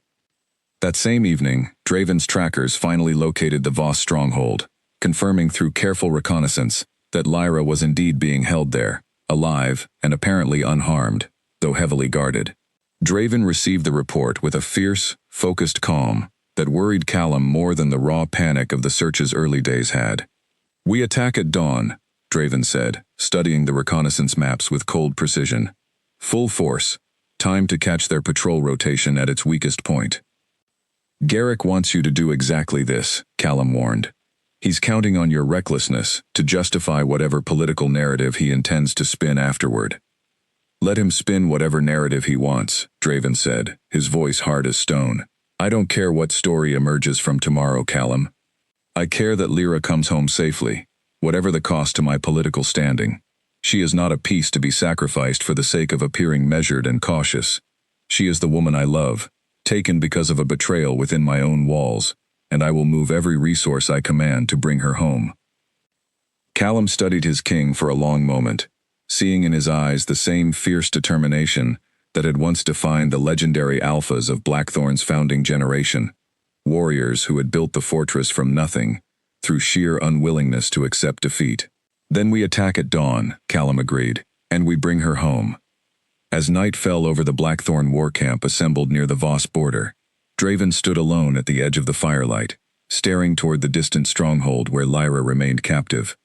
He thought of every moment since the gathering hall, the recognition that had struck him like lightning, the careful walls they had both built and slowly dismantled, the honest confessions on the fortress wall and in that torchlit corridor weeks ago. He thought of how close they had come to genuine happiness, only for betrayal to threaten everything before it could fully bloom. Tomorrow, he would ride into Garrick's stronghold, whatever the political cost, and bring home the woman who had taught him that vulnerability was not weakness, that needing someone did not diminish a king's strength but could, in fact, become its greatest source. Whatever waited within those walls, however dangerous the confrontation ahead, Draven had never in his life felt more certain of his purpose. He would find her. He would bring her home. And when this was finally over, he intended to make absolutely certain that Lyra Weston understood, beyond any possible doubt, exactly how completely and irrevocably he had fallen for her, mate bond entirely beside the point. The first arrow struck the stronghold's outer torch before the sun had fully cleared the horizon, plunging the eastern wall into shadow, just as Draven's warriors surged forward through the gap his scouts had identified the night before. Lyra heard the commotion from within her chamber, shouts and clashing steel echoing through the stone corridors, and her heart leapt with a fierce, desperate hope, even as fear for Draven's safety tightened like a fist around her chest. She pressed herself against the wall beside her door, watching for any opportunity, refusing to remain a passive prisoner while battle raged beyond her chamber. The opportunity came when her guard, distracted by the sounds of fighting drawing closer, opened the door to check the corridor. Lyra moved instantly, driving her bound hands upward into his jaw with all the force she could gather, sending him stumbling backward long enough for her to snatch his dropped blade and slice through her own bindings. She emerged into chaos, warriors clashing in the narrow corridors, and forced herself to move with purpose rather than panic, using the training Draven had given her over the past months to navigate toward the sounds of the heaviest fighting, toward the place she instinctively knew he would be. She found him in the stronghold's central courtyard, locked in combat with Garrick himself, both men bloodied and breathing hard, the fight having clearly raged for some time already. Draven's movements carried a desperate ferocity she had never witnessed from him before, every strike aimed with lethal intent rather than his usual measured control. "Draven!" she called out, and his eyes flicked toward her voice for just a fraction of a second. A fraction of a second Garrick used ruthlessly, driving his blade deep into Draven's side before he could fully redirect his attention back to the fight. Draven staggered, blood spreading dark across his tunic, but he did not fall, driving his own blade forward with a final, desperate strength that caught Garrick across the shoulder, forcing the Voss Alpha back and buying enough distance for Draven's warriors, alerted by the commotion, to surge forward and overwhelm the remaining resistance. Garrick, seeing his position collapsing around him, retreated toward the stronghold's inner chambers, shouting orders for his remaining warriors to cover his escape, and within minutes, the battle had turned decisively in Blackthorn's favor, though at a cost that made Lyra's blood run cold as she rushed to Draven's side. "You're hurt," she said, dropping to her knees beside him as he sank against the courtyard wall, his face pale despite the exertion of battle, blood soaking steadily through the fabric pressed against his wound. "I'm fine," Draven said, though his voice carried none of its usual strength, and the words came out labored in a way that terrified her far more than any battle wound she had tended during the fortress attack months earlier. "You are not fine," Lyra said, tearing strips from her own tunic to press against the wound, her hands shaking despite her attempt to remain steady for his sake. "Callum, I need help here, now." Callum reached them within seconds, his own face streaked with blood that was not entirely his own, and together, he and Lyra worked to stabilize Draven enough for transport, the remaining Blackthorn warriors securing the stronghold and confirming Garrick had fled into the surrounding forest rather than risk capture. The journey back to Blackthorn passed in a blur of fear and desperate focus for Lyra, riding beside the cart carrying Draven, her hand never leaving his despite the healer's attempts to work efficiently around her presence. He drifted in and out of consciousness, fever setting in from the wound's severity, and each time his eyes opened to find her there, something in his expression settled slightly, as though her presence alone provided some measure of comfort against the pain. "You shouldn't have come for me," she told him during one of his lucid moments, guilt threading through her voice as she watched him fight against the fever's grip. "Not at this cost." "I would do it again," Draven said, his voice rough but certain, exactly the same way, without a single moment's hesitation. Back within Blackthorn's walls, the fortress healers worked through the night to close his wound properly, the blade having struck dangerously close to organs that would have made the injury fatal with only slightly worse aim. Lyra remained at his bedside throughout, refusing every suggestion that she rest elsewhere, watching the steady rise and fall of his chest, as though her attention alone could keep him breathing. Callum found her there in the early morning hours, exhaustion evident in every line of her posture, though her eyes remained fixed on Draven, with an intensity that spoke of feelings far beyond simple gratitude for a rescue. "The healers say he'll recover," Callum said gently, settling into a chair beside her. "The wound was severe, but not beyond what our best healers can mend, given time." "He risked everything," Lyra said quietly, not looking away from Draven's still form. "His life, his political standing, the stability of his entire pack, all of it, to bring me home. He would have burned the entire Voss territory to the ground before accepting any outcome that left you in Garrick's hands," Callum said simply. "I've known him since we were children, Lyra. I have never seen him fight the way he fought yesterday. Not out of duty, not out of the bond's instinct. Out of something far more personal and far more powerful." Lyra felt tears finally slip free, weeks of careful composure giving way to the raw fear and relief of the past several days. I was so afraid, she admitted. Not for myself, though I was frightened enough. I was afraid for him, riding into that stronghold, afraid I would lose him before I ever got the chance to tell him properly how much these months have meant to me. 3 days later, Draven finally woke fully coherent, the fever having broken sometime in the early morning hours, while Lyra dozed uncomfortably in the chair beside his bed. His hand found hers before she had fully registered he was awake, and she jolted upright, relief flooding through her at the sight of his clear, focused eyes. "You're awake," she said, her voice thick with emotion she made no attempt to hide. "I told you I would come back," Draven said, his voice still weak but steady, echoing words he had spoken to her once before, after the fortress attack months earlier. "I meant it then, and I mean it even more now." "You nearly didn't," Lyra said, her hand tightening around his. "You nearly died bringing me home, Draven, and I don't know how to properly express what that means to me." Draven shifted carefully against his pillows, wincing slightly at the movement, but his eyes remained fixed on hers with an intensity that made her breath catch. "It means exactly what I've been trying to tell you these past months, in pieces, too afraid to say it fully until now. I love you, Lyra. Not because a bond decided it for us in a crowded hall. Not because instinct demanded I protect what fate had claimed as mine. I love you because of every single choice you've made since I've known you. Your courage, your honesty, the way you've refused to let anyone, including me, treat you as anything less than your full worth. Whatever this began as, it has become something entirely separate from fate. It has become my own genuine complete choice, and I will keep choosing you every single day, for as long as you'll allow it." Lyra's tears fell freely now, overwhelmed by the depth of the confession, by the near loss that had made his words feel more urgent and more real than any declaration could have felt otherwise. "I love you too," she said, her voice steady despite the tears. "I've loved you for weeks now, if I'm honest with myself, since long before either of us was brave enough to say it plainly, and watching you nearly die, to bring me home, only made that love feel more certain, not less, however terrifying that certainty is." Draven's uninjured hand rose to gently wipe away her tears, his touch tender, despite the exhaustion still evident in his features. "Then let's stop being afraid of it," he said softly. "Together. Whatever comes next, whatever Garrick still intends, I don't want to face any of it, while hiding behind bond language or careful distance ever again." "Together," Lyra agreed, leaning down to press her forehead against his, careful of his injuries, but needing the closeness after days of fearing she might never have the chance again. "No more hiding, no more pretending this is simple biology. Just us, choosing each other, honestly, every single day."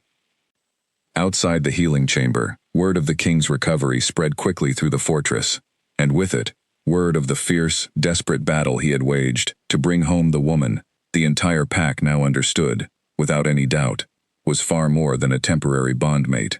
She was his choice, made repeatedly and completely, through danger and distance and finally through a battle that had nearly cost him everything. The reckoning had come and gone, betrayal exposed and punished. Danger survived through courage neither of them had known they possessed, until it was required of them. What remained now was simpler, and in many ways, more difficult than any battle.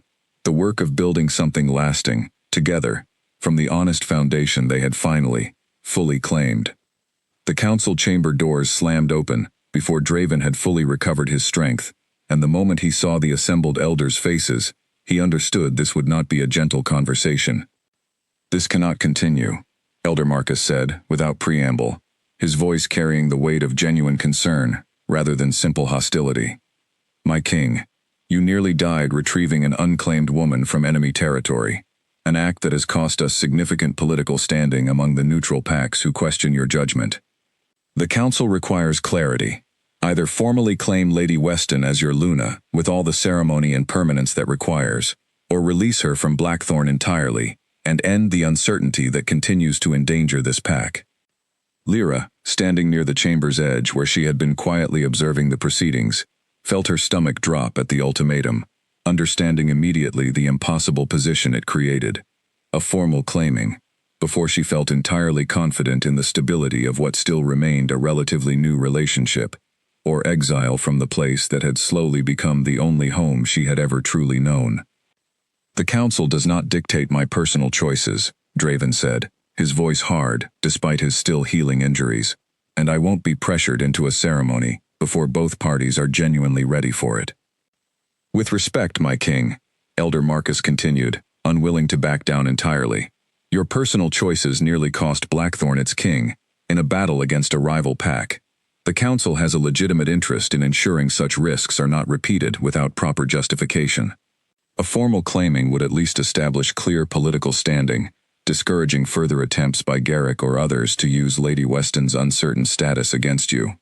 The room fell into tense silence, and Lyra felt every eye shift toward her, weighing her worthiness for a role she had never expected to be publicly debated in front of an entire council. Old fears surged forward, the familiar sting of being judged and found wanting by people who had decided her value before truly knowing her.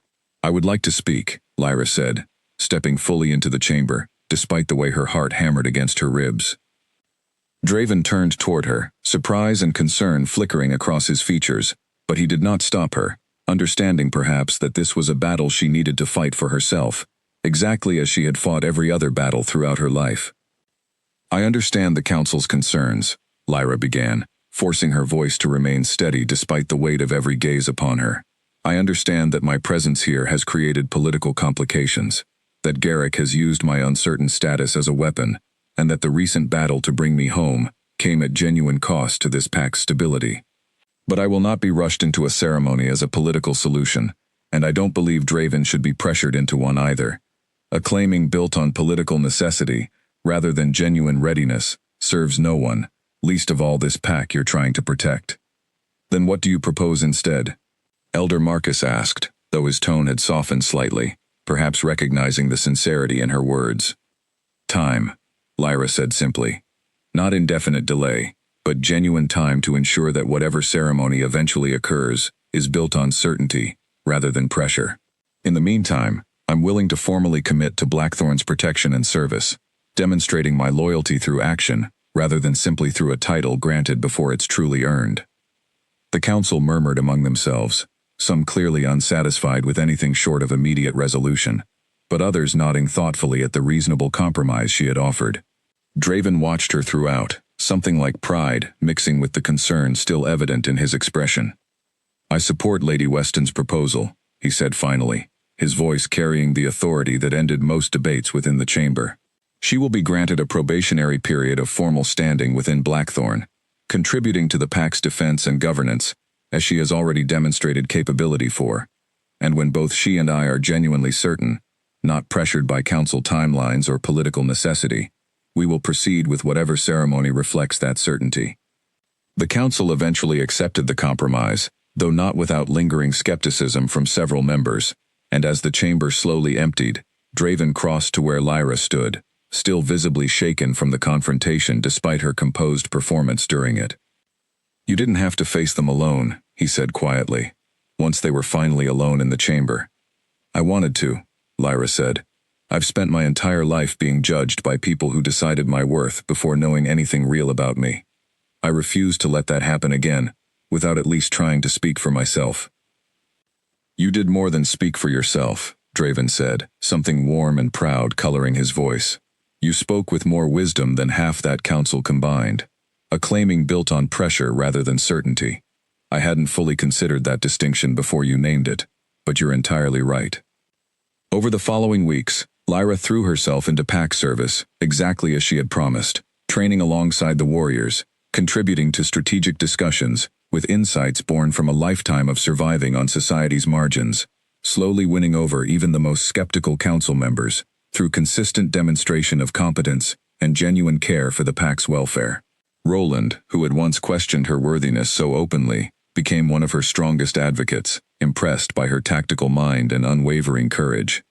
"I was wrong about you," he admitted one afternoon, watching her successfully mediate a dispute between two junior warriors, with the same fair, patient wisdom she had once shown him in the corridor months earlier. "Blackthorn is fortunate to have you, whatever your formal title ends up being." "Thank you, Roland," Lyra said, genuinely touched by the acknowledgement from someone who had once been among her harshest critics. That means more than you probably realize. Draven, too, used the time to demonstrate his commitment, beyond simply defending her from council pressure. He included her fully in governance decisions, sought her counsel on matters ranging from border strategy to internal pact disputes, and made a point of publicly acknowledging her contributions, in ways that left no doubt among the pack about her genuine value, independent of any bond or eventual formal title. Word eventually reached them that Garrick, weakened by the failed stronghold assault and the political fallout from having been exposed as harboring a traitor's payment, had lost significant standing within his own coalition, several allied packs withdrawing their support in the aftermath of his increasingly reckless aggression. The immediate threat, while not entirely eliminated, had diminished considerably, allowing Blackthorn to focus inward on healing, rather than constant external vigilance. It was during this quieter period, months after the council confrontation and the desperate rescue that had preceded it, that Draven found Lyra in the fortress gardens one evening, tending to flowers that had begun to bloom, despite the earlier season's turmoil. "I've been thinking," he said, settling onto the bench beside her, "about what you told the council months ago, about certainty, and refusing to rush into something before it's genuinely ready." "And?" Lyra asked, setting aside her gardening tools to give him her full attention. "I've never been more certain of anything in my life," Draven said, and something in his voice made her heart begin to race with anticipation. "I've watched you win, over a council that doubted you, defend this pack alongside warriors who once questioned your worth, and become, in every meaningful sense, exactly the partner I never believed I deserved or needed until I met you. I'm not asking because the council demands it, or because political necessity requires it. I'm asking because I choose you, completely and without any hesitation, and I would very much like the entire world to know it." He reached into his pocket and produced a simple, elegant ring, clearly crafted with the care of someone who had spent considerable time considering exactly what would suit her, understated rather than ostentatious, beautiful in its simplicity, exactly as she had come to appreciate about the fortress and pack she now called home. "Lyra Weston," Draven said, his voice steady despite the vulnerability evident in his eyes. "Will you allow me to claim you? Not because fate decided it in a crowded hall, but because I have chosen you, every single day since, and intend to keep choosing you for as long as we both shall live?" Lyra felt tears gather, not from sadness or fear this time, but from a joy so complete, it nearly overwhelmed her capacity to express it in words. "Yes," she said, her voice thick with emotion. "Yes, Draven. Completely, and without any hesitation of my own." The kiss that followed was gentle at first, careful, as though both of them understood the significance of the moment they had finally, fully earned through months of honesty, courage, and the slow, deliberate work of choosing each other, despite every obstacle placed in their path. When they finally parted, Draven rested his forehead against hers, both of them smiling in a way that felt entirely unguarded. "The council will want a formal ceremony," he said, amusement coloring his voice. "Let them have it," Lyra said, laughing softly. "I think I'm finally ready to give them exactly the certainty they were asking for months ago." News of the engagement spread through Blackthorn within hours, met with genuine celebration from a pack that had watched Lyra earn her place through months of consistent, honest effort, rather than simply having it handed to her through bond or title alone. Even Elder Marcus, who had pushed hardest for immediate resolution months earlier, offered his sincere congratulations, acknowledging that the wait had produced something far more solid than any rushed ceremony could have achieved. As preparations for the formal claiming ceremony began, Lyra found herself reflecting on the long journey from a stranger, fighting off attackers in a crowded hall, to a woman about to be formally recognized as Luna of Blackthorn, chosen not by fate alone, but through months of deliberate, courageous choice on both their parts. Whatever challenges still lay ahead, she faced them now not as an outsider seeking acceptance, but as someone who had earned her place through her own strength, and found love, genuine and lasting, along the way. Horns sounded across the fortress at dawn, not the urgent warning blasts Lyra had once feared, but ceremonial calls announcing a day the entire pack had spent weeks preparing for.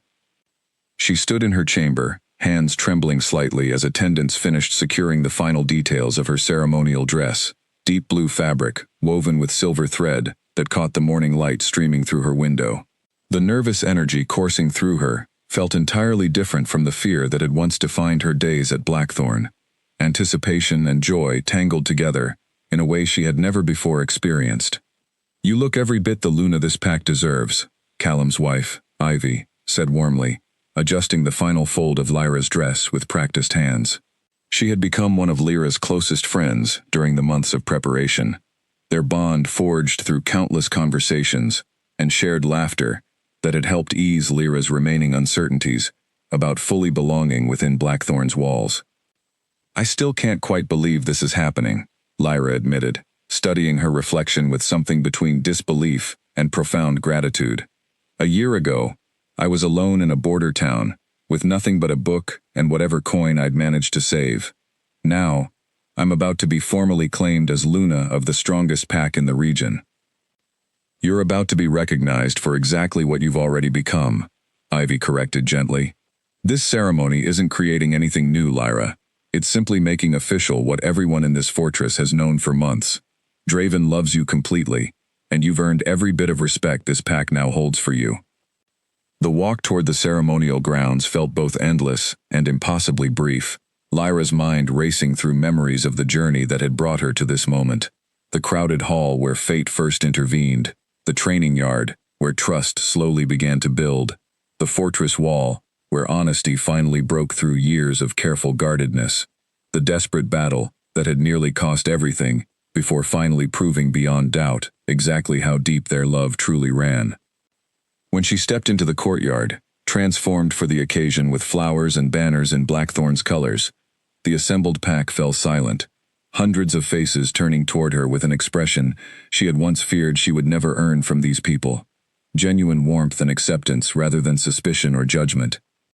Draven stood waiting at the ceremony's center, dressed in formal attire that somehow made him look both more regal and more achingly familiar than she had ever seen him, his eyes finding hers, the moment she entered the courtyard, with an intensity that made the assembled crowd fade into background noise, exactly as it had that very first night in the gathering hall, though everything else about the feeling had transformed entirely. She walked toward him slowly, matching the ceremonial pace expected of the occasion, despite every instinct urging her forward faster. And when she finally reached him, taking his offered hands, the elder presiding over the ceremony began the formal words that would bind them officially before their entire pack and the assembled representatives from allied territories. "We gather today," the elder began, his voice carrying clearly across the silent courtyard, "not simply to witness a mate bond claimed, though that bond first brought these two together many months ago. We gather to witness something far rarer and far more precious, two souls who discovered, through trial and honest struggle, that fate's initial spark had grown into something entirely their own, chosen freely and completely, independent of any bond that first connected them." Draven's grip on her hands tightened slightly, and when Lyra glanced up at him, she found his eyes bright with an emotion he made no effort to hide from the watching crowd, vulnerability that would have once seemed impossible for the guarded king she had first encountered. "Draven Ashgrove," the elder continued, "do you claim Lyra Weston as your Luna, your equal, and your chosen mate, not because fate demanded it, but because you have proven through your own actions that you choose her freely, every single day?" "I do," Draven said, his voice steady and clear, carrying easily across the silent courtyard. "I claim her not as fate's decision, but as my own, made repeatedly through every choice these past months have demanded, and I intend to keep making that choice, every single day, for the rest of our lives together." "Lyra Weston," the elder said, turning to her now, "do you claim Draven Ashgrove as your mate and your chosen partner, not simply accepting a bond that fate placed upon you, but embracing a love you've built together through honesty, courage, and mutual choice?" Lyra felt tears gather, though she made no attempt to hide them, understanding now that vulnerability shared openly, before this pack she had come to genuinely love, was nothing to fear or hide from. "I do," she said, her voice carrying the same certainty she had felt every single day, since finally allowing herself to trust in what had grown between them. "I claim him completely, not because a bond decided it in a crowded hall, but because I have watched him choose me through danger, through his own fear, through a battle that nearly cost him everything. And I choose him back, entirely and without reservation, for exactly as long as we both shall live." The ceremony concluded with the traditional exchange of marks, gentle and symbolic, rather than the primal claiming some older tradition still practiced, a choice both of them had made deliberately, wanting their bond formalized through mutual, careful consent rather than instinct alone. When it was finished, the courtyard erupted into celebration, cheers and music, and the particular joy of a pack witnessing genuine happiness after months of tension and danger. Later that evening, as the celebration continued around them, feasting and dancing filling the fortress with warmth and laughter, Draven found a quiet moment to pull Lyra aside, leading her up to the same fortress wall, where they had first shared honest confessions about their pasts, about fear, about the walls both of them had spent years building, before finally choosing to tear them down together. "Do you remember what you told me here, months ago?" Draven asked. "About needing certainty, rather than simply accepting a bond fate had decided for us." "I remember," Lyra said, leaning into his side, as they looked out over the fortress grounds, still alive with celebration below. "I think about that conversation often," Draven said quietly, "about how close I came to letting fear convince me that distance was safer than genuine love. I'm grateful, every single day, that you refused to let me hide behind bond language forever." "I understand exactly why you tried," Lyra said. "I spent years doing the same thing myself, convincing myself that walls were wisdom rather than fear. But you taught me something important too, Draven, that the alternative to vulnerability isn't safety. It's simply a different, quieter kind of pain, loneliness, dressed up as protection." Draven turned to face her fully, his expression carrying the same open honesty that had first begun breaking through his careful walls all those months ago. "I love you," he said simply, the words no longer carrying any hesitation or fear, spoken freely and completely as the truth they had both finally claimed. "Not because fate demanded it. Because I have watched who you are, and chosen you, deliberately, every single day since. I love you too," Lyra said, "for exactly the same reasons. Fate may have brought us together in that hall, Draven, but everything since has been our own choice, built through honesty and courage, rather than simple instinct." Below them, the celebration continued long into the night, warriors and elders and pack members of every rank celebrating a union that had been forged not through the convenient magic of fate alone, but through months of genuine struggle, honest vulnerability, and the deliberate, repeated choice to love each other, despite every obstacle placed in their path. As the moon rose fully over Blackthorn's ancient walls, Draven and Lyra stood together at the fortress edge, King and Luna, bond and chosen love, finally united as one undeniable truth. Whatever challenges the future still held, whatever threats might yet emerge from beyond their borders, they faced them now not as strangers bound by fate's arbitrary decision, but as two people who had proven, through fire and fear and finally through joy, that the deepest love is never simply given. It is built, choice by choice, until it becomes something no distance, no danger, and no doubt could ever fully unmake. And in that certainty, standing together above the fortress they now called home, Draven Ashgrove finally understood what he had spent years refusing to believe possible. The mate bond had brought them together, but it was love, chosen freely and completely, that had made them truly, unshakably one.